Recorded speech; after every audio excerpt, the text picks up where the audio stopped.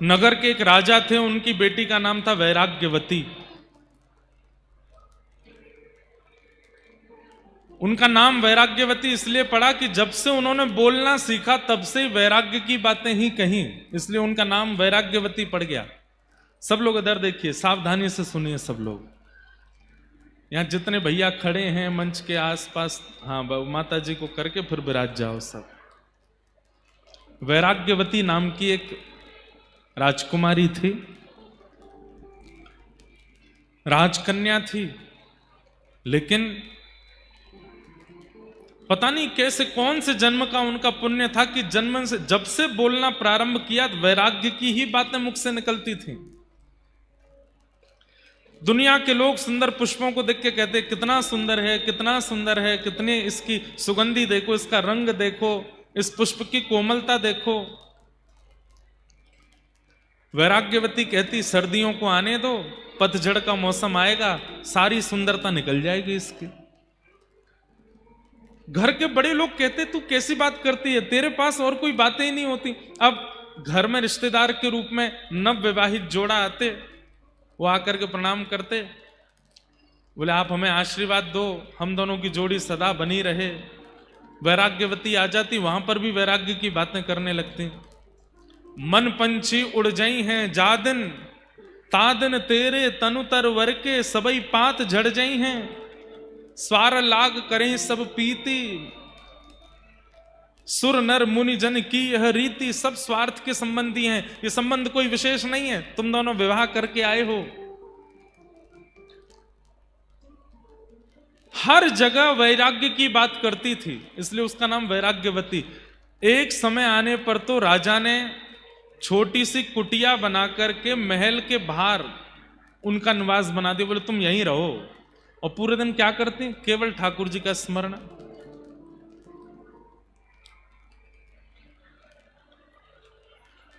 वैराग्यवती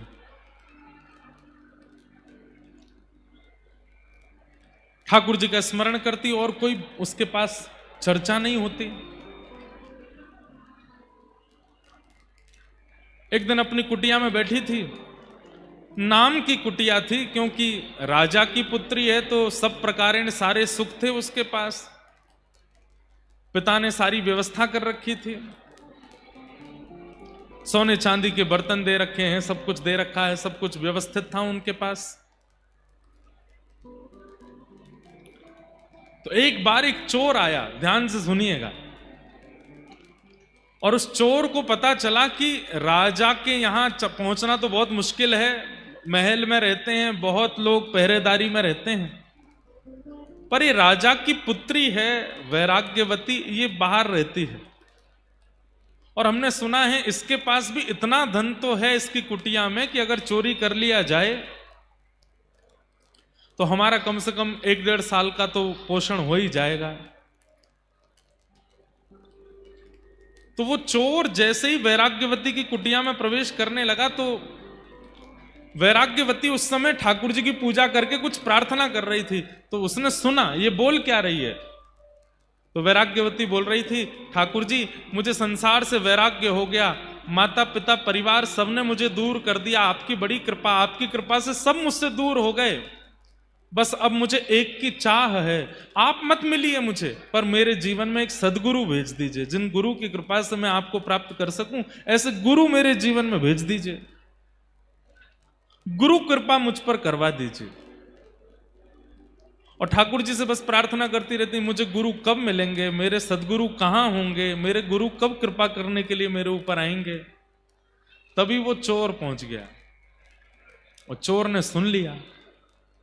चोर ने मन में विचार किया, ये गुरु खोज रही है, भेष ही तो बदलना है, मैं बन के चला जाता हूं।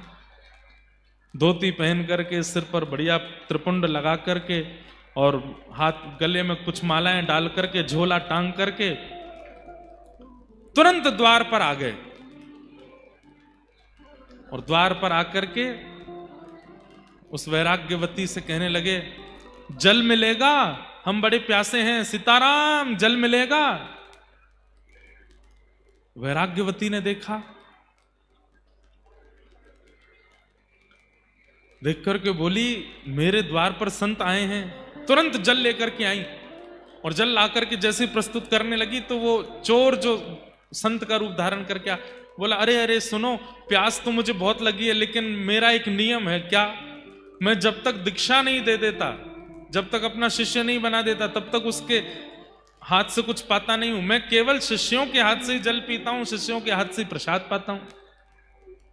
अब प्यास तो मुझे बहुत लगी है, रात्रि का समय, सब सो रहे हैं, और तुम्हारे हाथ से पानी पीना है। प्यास तो बहुत लगी, लेकिन बिना शिष्य बनाए कैसे पीऊं?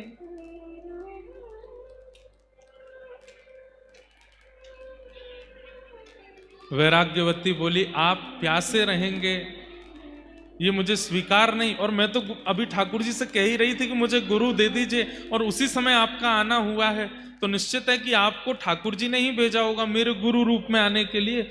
आप एक काम कीजिए, जल का पात्र बाद में आप पी लीजिएगा, मुझे दीक्षा दे दीजिए। हाँ, ये काम बढ़िया रहेगा, बैठो। और चोर ने अब उसको जो भी आता था मंत्र वंत्र बोलना, जो उसको राम नाम याद था या जो भी नाम याद था, कान में बोल दिया, और गले में एक माला पहना दी, तिलक कर दिया, बोले आज से तुम मेरी शिष्या हो, लाओ अब जल पिलाओ। जलपान कर लिया। जलपान करने के बाद में गुरुजी बोले, बेटा अब हमको आगे अपने आश्रम की ओर जाना है, और आश्रम का बहुत बड़ा उत्सव आ रहा है, उसकी व्यवस्था भी करनी है। जी गुरुदेव, आप आज्ञा करो। बोले काम करो, तुम्हारे पास जितना भी द्रव्य है, जितना भी सब सामग्री है, सब लेके चलो, और हमारे आश्रम में थोड़े सहायता करना। और हमारी गुरु दीक्षा का एक नियम और रह गया है, वो हम अभी करेंगे। क्या नियम है गुरुजी? बोले आप चलो। तो वैराग्यवती चल पड़ी, अपने घर का सारा सामान लेकर के, सारा धन धान्य लेकर के। अब तो गुरु मिल गए हैं, जो कहेंगे सब करूंगी। हम आपको ये बताना चाहते हैं कि गुरु के प्रति निष्ठा का फल ठाकुर जी कैसे प्रदान करते हैं।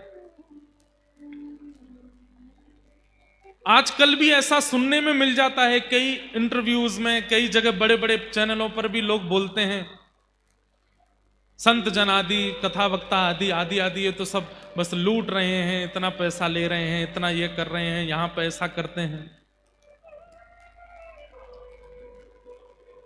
बहुत सावधानी से सुनो।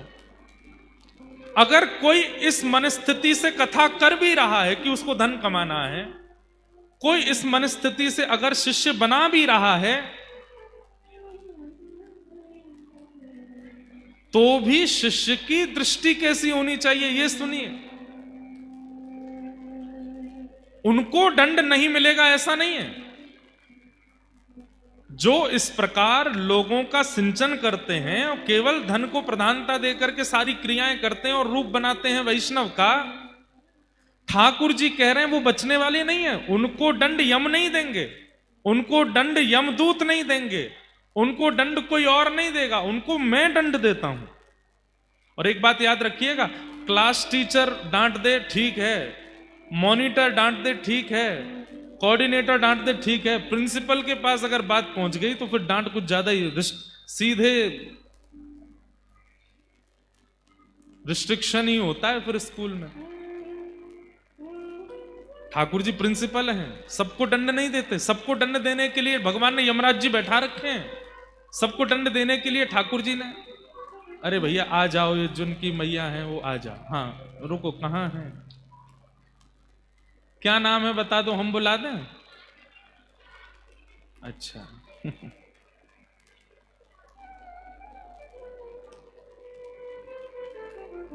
अद्भुत है, वाह।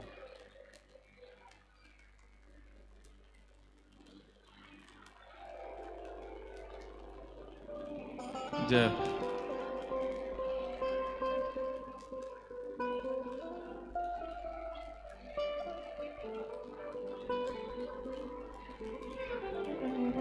जय।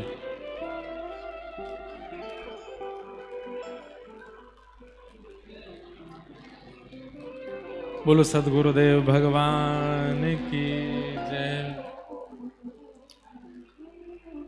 दादाजी महाराज के परम कृपा पात्र और अभिनय जगत के भी अद्भुत कलाकार राजपाल यादव जी भी अभी अभी पधारे हैं, खूब खूब उनका अभिनंदन। हम जो प्रसंग सुना रहे थे वहीं चलें दोबारा। कटनी के लोग अद्भुत हैं, अद्भुत हैं। हमारे दद्दाजी महाराज बड़े सरल और बड़े सहज और बड़े सरल स्वभाव के हैं। हमें आज पता चला किस लिए उनके अंदर इतनी सरलता, क्योंकि जब समाज ही इतना सरल स्वभाव का होगा तो फिर गुरुदेव को भी सरल तो होना ही पड़ेगा। और हमारी कथा चल रही है, इतना गंभीर प्रसंग, वो माता जी यहीं खड़े हो गए, जल्दी आ, यहां पे आ। मंच से हम बोल भी रहे हैं तो भी यो नहीं कि भाई 1000 लोग कथा सुन रहे हैं ना, एक धीरे बोले ना तू इधर आ, और 2-4 लोग रोगे तुम चुप रहो, बेटा खो जाएगा मेरा, इधर आ। ऐसी सरलता तो अच्छी, पर हमें हमारे प्रसंग पूरे करने तो नहीं, ध्यान से सुनो। तो वैराग्यवती, बचपन से ही वैराग्य आ चुका है सब चीजों से, ऐसी राजकन्या वैराग्यवती। कहां तक कहें, राजा ने भी अपने घर से बाहर एक कुटिया बना करके दे दी, वहां रहती है, क्योंकि घर में जो भी आता है सबको वैराग्य का ही ज्ञान देती है। आज गुरु की कामना कर रही थी तो एक चोर गुरु का रूप धारण करके आ गया और कहा कि मैं जल तो तभी पीऊंगा जब दीक्षा लोगी। तो दीक्षा ले ली। दीक्षा लेने के बाद में उस चोर ने कहा कि हमारे शिष्यत्व बनाने की एक विधि जो है वो जंगल में होगी, हमारे साथ चलो। तो राजकन्या वैराग्यवती गुरुदेव के चरणों में सब कुछ अर्पित करने के लिए जितना सोना चांदी, जितना धन धान्य उनके पास था, सब इकट्ठा करके अपने साथ अपने गुरुदेव के साथ जा रही है। बीच घनघोर जंगल में जाकर के उस चोर ने विचार किया, यहां राजा की सेना मुझे नहीं ढूंढ पाएगी और मैं यहां इसके पास जितना धन है सब चुरा करके यहां से भाग जाता हूं, पर यह भी एक तरीके से भागूंगा। कैसे? वैराग्यवती से कहा, वैराग्यवती इधर आओ। जी गुरुदेव आज्ञा करो। ये जितनी पोटली सामान सोना चांदी सब नीचे रख दो। रख दिया गुरुदेव, आज्ञा करो। पेड़ के पास खड़ी हो जाओ। पेड़ के पास खड़ी हो गई। एक बड़ी रस्सी लेकर के आए वो चोर और उस रस्सी से वैराग्यवती को बांध दिया और कहा, अब तुम्हारी असली दीक्षा हो रही है। क्या करना होगा गुरुदेव? बोले, जब तक मैं लौट करके ना आऊं तब तक तुमको यहीं बंधे रहना पड़ेगा, और तुम अगर यहीं बंधी रही तो तुम्हारी दीक्षा पूर्ण होगी। फिर तुम जो चाहोगी, जिस ठाकुर का दर्शन, जिस भाव का दर्शन, जिस लोक की प्राप्ति, वो सब तुमको मैं गुरु कृपा से तुमको प्रदान करूंगा। बस याद रहे जब तक मैं आऊं ना यहीं बंधी रहना। वैराग्यवती बोली, गुरुदेव आप चिंता मत करो, मेरी निष्ठा है आपके चरणों में। बंध गई वहीं पर। वो चोर गुरु जो बने थे सारा धन धान्य लेकर के, सोना चांदी आदि सब चुरा करके वहां से और निकलते बने। अपनी पोशाक वोशाक सब उतार के फेंक दी। खूब नाचने लगे। बोले अब तो आनंद आ गया, 1-2 साल की भरपाई हो गई, इतना सोना चांदी मिल गया, गुरु बन करके किसी को ठग लिया, अब आनंद आएगा। और वैराग्यवती तो वहीं खड़ी है और बार बार उस चोर के चरणों का ही स्मरण कर रही है। कैसे युगल चरण है मेरे गुरुदेव के, कैसे सुंदर स्वरूप है मेरे गुरुदेव के। मेरे गुरुदेव कितने कृपालु हैं। यहां राज्य में हल्ला हो गया कि वैराग्यवती अपने भवन में नहीं है और सारे उसके गहने और जितने भी सोने चांदी आदि थे वो सब भी वहां से कोई ले जा चुका है। राजा ने अपनी सेना लगा दी चारों दिशाओं में, मेरी पुत्री को ढूंढो, कहां है। ढूंढते ढूंढते 3 दिन लगे। 3 दिन बाद घनघोर जंगल में वैराग्यवती मिली। एक पेड़ से बंधी हुई खड़ी है, मुख पर प्रसन्नता है, अपने गुरुदेव का स्मरण कर रही है। तभी सैनिकों ने जाकर के वैराग्यवती को प्रणाम किया। प्रणाम राजकुमारी, पिताजी महाराज आपको ढूंढ रहे हैं, आप जल्दी चलिए। जैसे ही रस्सी खोलने लगे, खबरदार खोलना नहीं। मेरे गुरुदेव मुझे बांध करके, मेरी दीक्षा चल रही है, जब तक गुरुदेव लौट करके नहीं आएंगे तब तक मुझे यहीं रहना है। सैनिक अब इससे ज्यादा क्या कर सकते हैं? दौड़ करके राजा को जाके बताया, उस जंगल में वहां वैराग्यवती बंदी है, बोल रही है कि गुरुदेव बांध के गए हैं, वो जब तक नहीं खोलेंगे तब तक नहीं आऊंगी। राजा, राजमाता, पूरा परिवार गया, सबने जाकर के कहा वैराग्यवती चलो यहां से आगे जाना है घर पर। और कब तक बंदी रहोगी? 3-4 दिन तो तुम्हें हो गए। पिताजी आप तो जानते हैं बचपन से ही मेरा स्वभाव वैराग्य का रहा है, कृपा करके जब तक मेरे गुरुदेव आके ना खोलें तब तक मेरे को स्पर्श मत कीजिएगा। मेरे गुरुदेव ही आकर के रस्सी खोलेंगे तभी मैं यहां से जाऊंगी। राजा बोले तुम्हारे गुरु कौन है, क्या नाम है, कौन से संप्रदाय के हैं, किस शहर में रहते हैं, कहां उनका आश्रम है, कुछ तो बताओ। वैराग्यवती बोली ये तो मुझे नहीं पता। वो तुम्हें नहीं पता तो फिर कैसे चलेगा काम?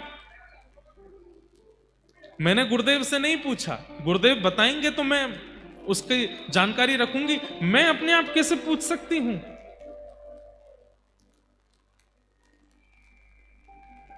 राजा बोले क्या करें, बड़े बड़े आचार्य, बड़े बड़े राजघराने में जो संत महापुरुष थे, सबने आकर के वैराग्यवती को समझाने का प्रयास किया। वैराग्यवती वो कोई गुरु नहीं है, वो ठग है, तुम्हारे सारे बर्तन लेकर के, सारे तुम्हारे आभूषण लेकर के भाग गया है, कोई गुरु रूप धारण करके आया, तुमको ऐसे ही परेशान करके चला गया है। वैराग्यवती बोली कृपा करके मेरे गुरुदेव के बारे में ऐसा मत बोलिए, वो मेरे गुरु हैं, वो चाहे तो मेरा सर्वस्व ले लें, मुझे कोई चिंता नहीं है। बड़े बड़े संत, बड़े बड़े ऋषि आचार्य आए, लेकिन कोई भी वैराग्यवती को मुक्त नहीं कर पाया।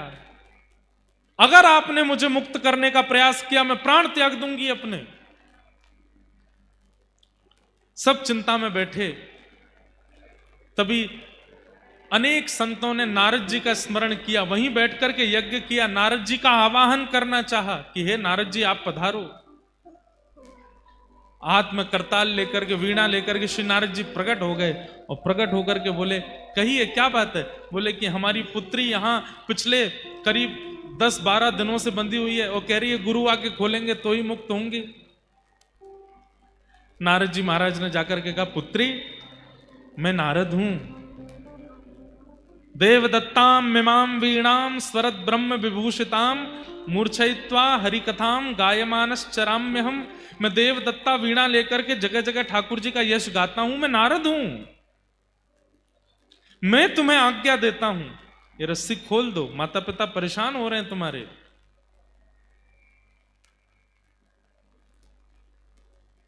और तुम जिस गुरु के लिए यहां बंधी हुई हो वो गुरु गुरु नहीं है, वो कोई और है, वो केवल तुम्हारा धन हरण करने के लिए आए थे। इतने में वेदमती वैराग्यमती बोलने लगी मुझे विश्वास हो गया आप नारद नहीं हो। बोले कि तुम्हें मुझ पर संशय हो रहा है? बोले हाँ, क्योंकि मेरे गुरु की निंदा कर रहे हो मेरे सामने खड़े होके। नारद जी वो नहीं हो सकते जो गुरु निंदा करे, नारद तो वो होते हैं जो गुरु की महिमा बतावे। आप मेरे गुरु की निंदा कर रहे हो, आप नारद नहीं हो सकते। नारद जी हार गए, राजा हार गए, पूरा परिवार हार गया, लेकिन वैराग्यमती ने रस्सी नहीं खोली। अंत तो गत्वा नारद जी ने जाकर के भगवान से कहा, बोले भगवान घनघोर कलयुग आ गया है। बोले क्यों? बोले एक चोर समान गुरु की बात मान करके एक वैराग्यमती नाम की कन्या अपने आप को पेड़ से बांध करके खड़ी है। उसका गुरु कोई संप्रदाय से नहीं है, उसकी गुरु की प्रणाली कोई परंपरा से नहीं है। घनघोर पापी एक चोर जबरदस्ती गुरु दीक्षा देकर के चला गया और उस वैराग्यमती को देखो बंद करके खड़ी है एक पेड़ से, मेरे गुरु आके खोलेंगे तो ही खुलूंगी। ठाकुर जी बोले हम चलते हैं, हम जाकर के बोलेंगे तो खोलना पड़ेगा। शंख चक्र गदा पद्मधारी श्रीमन नारायण गरुड़ पर विराजमान होकर के आ गए। चारों लोकों से महाराज चारों ओर से तीनों लोकों से पुष्प वर्षण होने लगा। ठाकुर जी प्रकट हो गए, वैराग्यमती के नेत्र सजल हो गए, पूरा परिवार धन धन्य हो गया। ठाकुर जी प्रकट हो गए, ठाकुर जी प्रकट हो गए। ठाकुर जी ने प्रकट होकर के वैराग्यमती को देखा, बोले हम तुम्हारी निष्ठा पे बहुत प्रसन्न हैं। ऐसी गुरु निष्ठा, ऐसी गुरु निष्ठा कि तुमने इतने इतने महीनों से अपने आप को पेड़ से बांध करके रखा है। हम तुम्हारी निष्ठा से बड़े प्रसन्न हैं। अब हम आज्ञा करते हैं, तुम ये रस्सी खोल दो। और जिन गुरु का मंत्र लेकर के और जिन गुरु से दीक्षा लेकर के तुम यहां खड़ी हो, वो गुरु नहीं है, वो एक चोर है, वो सामान्य व्यक्ति है, केवल तुमको ठगने के लिए गुरु का रूप धारण करके आया। वैराग्यमती के नेत्र सजल हो गए, ठाकुर जी के चरणों में वहीं से सिर झुका करके प्रणाम करती हुई बोली कि नाथ, पिता ने आकर के रोका, कुल गुरु ने आकर के रोका, नारद जी ने आकर के रोका, सबने एक ही बात कही कि मेरे गुरु चोर हैं, मेरे गुरु गुरु नहीं है, मेरे गुरु ठग हैं। सबने गलत गलत शब्द कहे, पर मैं मानती रही कि मेरे गुरु ही परम सत्य हैं। और आज तो इस बात पर प्रमाण हो गया कि मेरे गुरु सर्वोपरि है। भगवान बोले मैं निंदा कर रहा हूं तो भी तुम मान रही हो सर्वोपरि। वैराग्यमती कहती है, जिन गुरु के जीवन में आते ही कुल गुरु के पास मुझे नहीं जाना पड़ा, वो यहां आ गए, नारद जी यहां आ गए, और अंततोगत्वा ठाकुर जी यहां आ गए, वो गुरु नकली कैसे हो सकते? जिन गुरु की दीक्षा प्रदान करते ही ठाकुर जी को मेरे सामने आना पड़ गया। अरे लोग हजार हजार वर्ष तक तप करते रह जाते हैं, आप उनकी तरफ देखते तक नहीं हो। यहां पर 11 दिन मुझे बंधे हुए पेड़ से, और मेरे गुरु बांध करके चले गए और बोल करके गए जब तक मैं ना आऊं तब तक खोलना नहीं। अगर मैंने पहले ही खोल दिया होता तो आज आपके दर्शन होते, नारद जी के दर्शन होते, इतने युग पुरुषों के दर्शन होते। ये मेरी गुरु की वाणी और ये मेरे गुरु की कृपा है। भगवान बोले जय हो, चलो अब हम आज्ञा कर रहे हैं, खोल दो। बोले ना, जब तक गुरु जी नहीं खोलेंगे तब तक नहीं आऊंगी। भगवान ने नारद जी को बोला, हे नारद क्या करो, हनुमान जी को बुलाओ। हनुमान जी आए। हनुमान जी के प्रकट होते ही वैराग्यमती बोली, अब तो और विश्वास हो गया कि मेरे गुरु जी, देखो हनुमान जी भी आ गए। अरे हमने इनको अपने काम से बुलाया। बोले किसी भी काम से बुलाया, दर्शन तो मुझे हो रहे हैं ना। अरे हनुमान जी बड़ी दिक्कत आ गई है, तुम एक काम करो। हनुमान जी बोले क्या करना है? इसके गुरु जी खोज के लाओ। हनुमान जी गए, वैराग्यमती अपने गुरु का परिचय दो। बोले परिचय कुछ नहीं पता, बस इतना पता वो मेरे गुरु हैं। कहाँ रहते हैं, क्या नाम है, क्या है, कुछ नहीं। अरे 10 मिनट पहले दीक्षा हुई, 10 मिनट बाद गुरुजी बांध के चले गए, मुझे कुछ नहीं पता उनके बारे में। और देखो इतनी कम जानकारी होते हुए भी कैसी गुरु कृपा हुई मेरे ऊपर। भगवान से हनुमान जी बोले क्या करना है भगवान, ये तो बावली है गुरु के पीछे। हनुमान जी इसके गुरु को खोजना है, और वास्तविक में वो सिद्धियों से ही पता चलेगा इसके गुरु कहां हैं। तो आप अपनी अष्ट सिद्धियों को प्रकट करके थोड़ा विचार कीजिए, ढूंढिए कि इसके गुरु कहां हैं। हनुमान जी ने अपनी नवनिधि अष्ट सिद्धियों को प्रकट किया और अपने मंत्र शक्ति से ढूंढा। तो ढूंढते अरे राम राम राम राम, क्या हुआ? बोले पास के राज्य में एक नगर सेठ है, उसके यहां पर चोरी कर रहे हैं इसके गुरुजी। बोले वही हैं इसके गुरुजी, लेके आओ। बोले चोर गुरुजी हैं? बोले हाँ। इतने में हनुमान जी महाराज तो अंतर ध्यान हुए, गदा लेकर के तुरंत प्रकट हो गए। गुरुजी यहां तिजोरी में से सामान निकाल रहे थे, पीछे मुड़ करके देखा तो पवन पुत्र हनुमान। हनुमान जी को देख करके गुरुजी, हे भगवान आप कैसे आ गए? हनुमान जी बोले चलो हमारे साथ, तुमको ले जाने आए हैं। बोले कि मैंने तो उम्मीद रखी थी कि यमदूत आएंगे, लेकिन आप आए हो, रामदूत आए हैं। मैंने ऐसे ऐसे काम किए कि मुझे तो लगा कि यमदूत ही आएंगे मुझको लेने, लेकिन आप आ गए नाथ, बड़ी कृपा। हनुमान जी लेकर के पहुंचे। जैसे ही प्रकट हुए हनुमान जी गुरु जी को लेकर के, आहा शंख चक्र गदा पद्म धारण करके गरुण जी पर भगवान बैठे हैं, नारद जी बैठे हैं, बड़े बड़े देवता बैठे हैं, और सारा राजवंश खड़ा है, और एक पेड़ से बंधी हुई वैराग्यमती खड़ी है। सबका दर्शन किया। पहले तो चोर गुरुजी ने, सब क्रोध में देख रहे हैं उनको। बारे चोर गुरु बनकर के ऐसी दीक्षा देकर के गया, जैसे ही वैराग्यमती को देखा, अब चोर बोलता है तू अभी तक बंधी है यहीं पे। वैराग्यमती बोली गुरुदेव आप आज्ञा करके गए थे कि जब तक आप नहीं खोलोगे तब तक मैं यहीं बंधी रहूंगी। भगवान ने कहा सबसे पहले तो इसको मुक्त करो।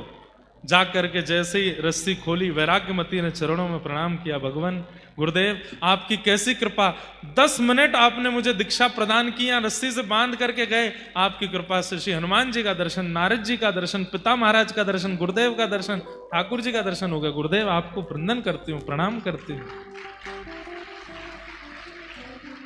भगवान ने हनुमान जी की ओर देखा, नारद जी की ओर देखा, सब साधन मुझे प्राप्त करने के एक तरफ, हनुमान जी देख लीजिए, और गुरु निष्ठा एक तरफ, ये गुरु निष्ठा है।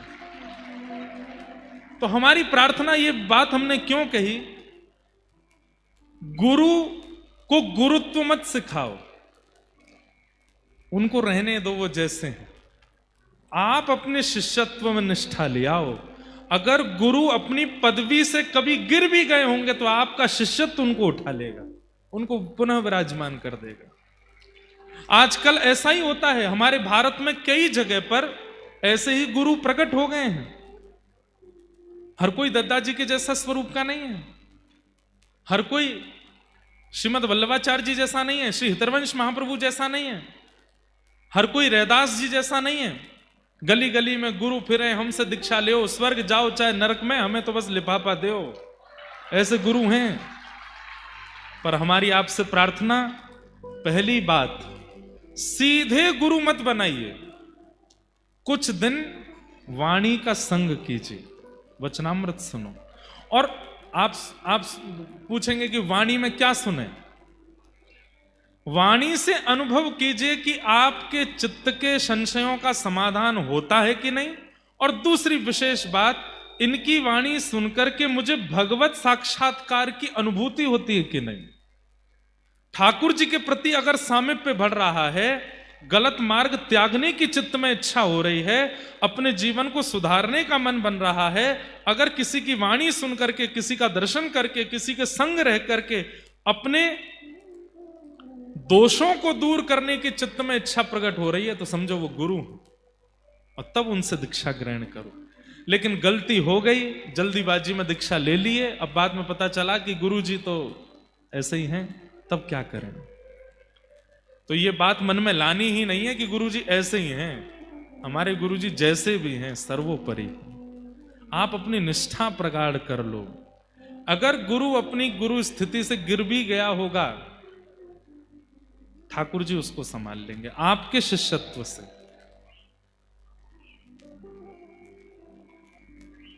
चाहे हार हो चाहे जीत हो, गुरु चरण में मेरी प्रीत हो। चाहे हार हो चाहे जीत। आजकल ऐसा भी होता है, अगर शिष्य जीत रहा है तो उसको लगता है मेरे गुरुजी बलवान है, मेरे गुरुजी आनंददायी है, मेरे गुरुजी बढ़िया हैं, क्योंकि मेरा सब बढ़िया चल रहा है, कमाई भी हो रही है, घर भी बन रहा है, सब कुछ बहुत बढ़िया चल रहा है, इसका मतलब मेरे गुरु की बड़ी कृपा है। नहीं, चाहे जैसी परिस्थिति आ जाए, आप अपने गुरु के प्रति निष्ठा का त्याग मत करो। कई बार ऐसा होता है बंधुओं कि गुरु शरणागति लेने के अगले दिन ही कष्ट आने शुरू हो जाते हैं। बहुत ध्यान से सुनिए सब लोग। हम तीसरी बार कटनी वालों से प्रार्थना कर रहे हैं, हमें बस शांति दे दीजिए और हमें कुछ नहीं चाहिए। हम साक्षात दद्दा जी को आपके चित्त में प्रकट कर देंगे, ये हमारा वचन है। बस आप हमको शांति दे दो। भाव इतने प्रकट होते हैं पर हम भूल जाते हैं आप लोगों की हिलना डुलना ये सब देख देख के, तो इसलिए हमारी प्रार्थना थोड़े नेक शांति से सुन। क्या बता रहा था मैं? कई शिष्यों ने ये अनुभव किया होगा कईयों के तो दीक्षा के बाद दिन ही बदल गए, खाकपति थे अरबपति बन गए, सब कुछ प्राप्त हो गया। और कईयों को दीक्षा के तुरंत बाद ही ठोकर लगी, गिर गए, नाक में लग गई, मुंह में लग गई और सब खत्म और होने लगा। जो रहा सहा था वो भी चला गया। दोनों स्थिति का क्या भाव है गुरु प्रणाली में, गुरु कृपा में, दोनों स्थिति का क्या भाव है? ध्यान से सुनो। अगर गुरु शरणागति प्राप्त करते ही सब छूटने लगे, सब खत्म मात्र सा होने लगे, तो इसका अर्थ है हम आप सब लोग अनेक जन्मों तक पृथ्वी पर अपने पूर्व जन्मों के या इस जन्म के कर्मों को भोगने आते हैं। ये सबको पता है, ये प्रारब्ध कर्म हम भोग रहे हैं। हमने ऐसा ही कुछ पूर्व में किया है जिसका फल हमको इस जन्म में मिल रहा है। इस जन्म में भी हम कुछ ना कुछ कर देंगे तो अगले जन्म में भी भोगना पड़ेगा। गुरु की कृपा कैसी होती है कि गुरु शरणागति प्राप्त होते ही गुरु के मन का नहीं पता उन्होंने क्या विचार किया। अगर वो किसी पर बहुत कृपा कर देते हैं तो एक बार में सोच लेते हैं, लाला मन में विचार कर लेते हैं कि भाई अभी इसके 6-7 जन्म और बचे हैं, इसको 6-7 जन्मों तक अपने पूर्व के किए हुए कृत्यों को भोगना पड़ेगा।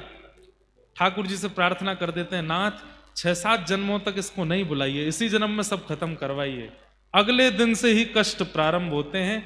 7 जन्मों तक जो प्राप्त होने वाला है वो एक ही जन्म में आ जाता है। सब धीरे धीरे भोग भोग करके वो बस उस समय धैर्य ना छोड़े, अपने चित्त के धैर्य को डगमगाने ना दे, बस भोग जो भी आ रहा है सामने गुरु गोविंद दोनों को प्रणाम करके सबको सह ले।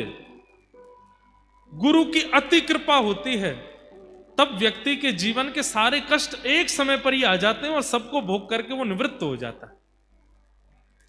जीवन में आने वाले कष्ट से व्यक्ति जब भागता है, जीवन में आने वाले कष्ट के निवारण के लिए दुनिया भर के प्रयास जब व्यक्ति करता है तो वो कष्ट रुक जाते हैं और फिर प्रतीक्षा करते हैं, कोई नहीं आज रोक दो, 5 साल बाद फिर आएंगे। इसलिए उनको एक बार में ही स्वीकार कर लीजिए, गुरु गोविंद को प्रणाम करके सबको भोग लीजिए।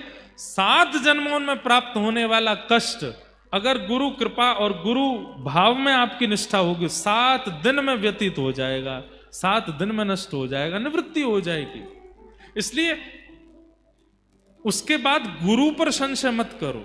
हमने गुरु दीक्षा लिया, हमने गुरु शरणागति ली, हमने गुरुदेव को प्रणाम किया, हमारे तो जीवन में बड़े कष्ट आ गए। उसके बाद वो कष्ट नहीं, वो अनेक जन्मार्जित जो आपके भोग हैं वो सब एक साथ आए हैं और गुरु ने कृपा करके कहा एक बार में इस सबको नष्ट निवृत्त कर लो।